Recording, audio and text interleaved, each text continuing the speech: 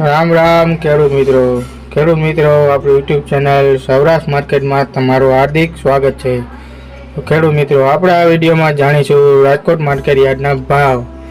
રાજકોટ માર્કેટના ભાવ હું તમને જણાવું તે પહેલાં જો તમે ચેનલમાં નવા છો તો નીચે આપેલા સબસ્ક્રાઇબ બટનને પ્રેસ કરી દો અને બેલ આઇકનને ઓન કરી દો, જેથી કરીને આવનારા તમામ વિડીયો તમારા સુધી સૌપ્રથમ પહોંચી શકે।